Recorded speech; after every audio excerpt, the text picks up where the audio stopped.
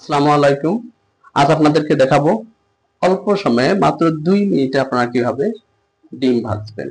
ডিম ভাজার জন্য আমি একটা মাঝারি সাইজের একটা পেঁয়াজ কেটে নিয়েছি 4টা ছোট সাইজের কাঁচামরিচ কুচি করে কেটে নিয়েছি, 1 চিমটি পরিমাণ লবণ, 1 চিমটি হলুদ এবং 1 চিমটি আমি কি নিয়েছি জিরা গুঁড়া নিয়েছি।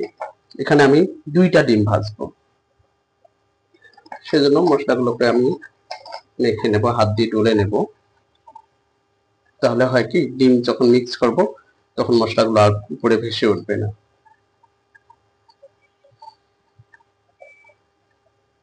দেখুন, আমি ডিমের সাথে মশলাগুলো ভালো করে মিক্স করে নিয়েছি। এখন আমি ডিমটা এখানে ভেঙে দেবো। দুইটা ডিম নিয়েছি। ডিম কিন্তু আমি আগে থেকেই পরিষ্কার করে ফ্রিজে রেখে দিয়েছিলাম, কারণ ডিমের মধ্যে অনেক সময় ময়লা থাকে, ওই ময়লা যদি ডিমে যায় তাহলে কিন্তু অনেক জীবাণু থাকে। এখন আমি ডিমটাকে ভালো করে মশলার সাথে মিক্স করে নেব। আমি একটু হলুদ দিয়েছি কালার আসার জন্য, আপনারা হলুদ না খেলে দেওয়ার দরকার নেই। হাত দিয়ে ভালো করে ডলে নিচ্ছি।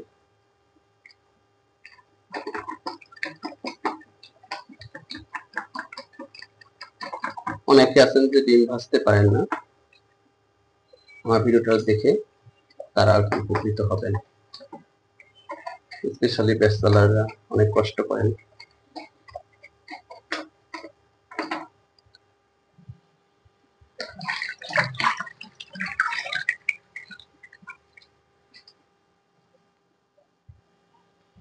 শেষ, আমার ডিমটা মাখানো হয়ে গেছে দেখেন। এখন আমি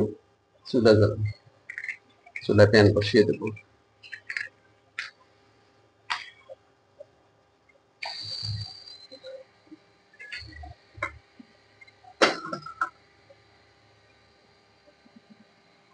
প্যানটা গরম করে নিয়ে আমি তেল দেবো।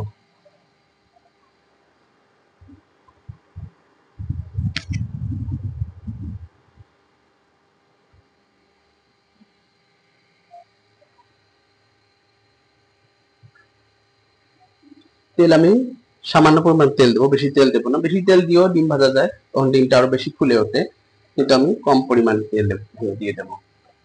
দিয়ে একবারে পাটিসাপটা পিঠার মতো করে ডিমটা ভেজে নেবো। এই দেখেন আমি কত সামান্য তেল দিয়েছি।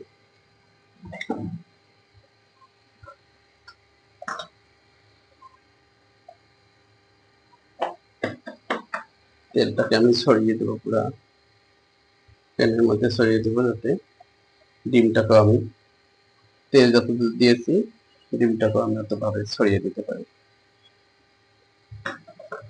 তেলটাকে গরম করে নেবো। তেলটা যত গরম করে নেবো, বেশি গরম করবো না, মিডিয়াম গরম করে নেবো, তাহলে আমার ডিমটা তাড়াতাড়ি হয়ে যাবে।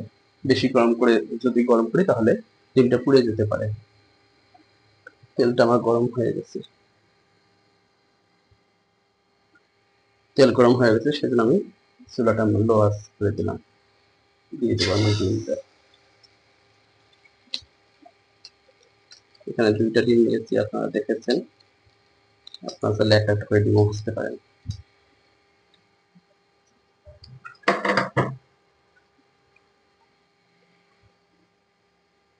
ডিম দেওয়ার পর এখন হাই গ্যাস করে দিলাম।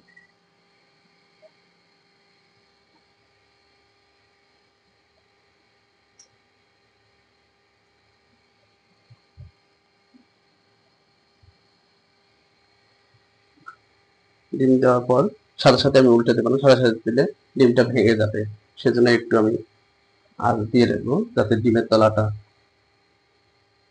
ভাজা হয়ে যায়। এখন আমি ডিমটাকে উল্টে দিচ্ছি।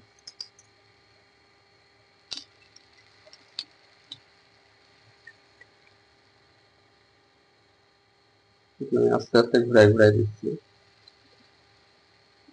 তেল ঘুরিয়েছি, ওই দিক দিয়ে আমি ডিমটাকে ভাজছি।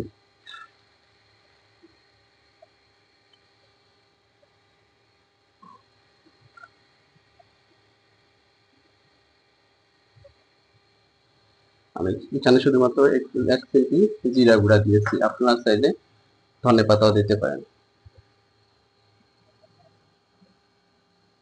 দেখেন ডিমটা আমি পুরা কড়াইটা আমি ছড়াই দিচ্ছি, একদম পাটিসাপটা পিঠার মতো। ডিমটা আমার ভাজা হয়ে গেছে, তাইলে এখন আমি উল্টায় দেবো।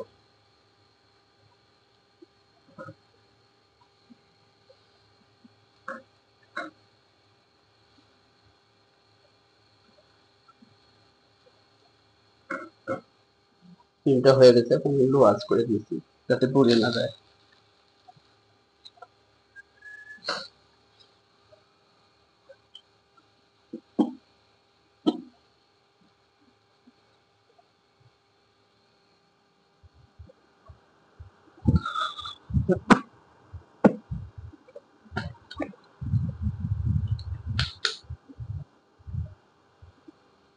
দেখুন বন্ধুরা, আমার ডিমটা কত সহজে হয়ে গেল, পাটিসাপটা পিঠার মতো।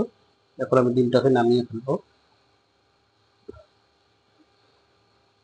এইভাবে খুন্তি দিয়ে আমি চাপ দিচ্ছি যাতে যদি একটু কাঁচা থাকে ডিম, তাহলে এটা হয়ে যাবে। এই দেখুন একটু ডিম বের হয়েছে এখানে কাঁচা, তার মানে একটু কাঁচা আছে। এখন আমি উল্টে দিলেই হয়ে যাবে। শেষ, আমার ডিমটা হয়ে গেছে। থ্যাংক ইউ, আসসালামু আলাইকুম।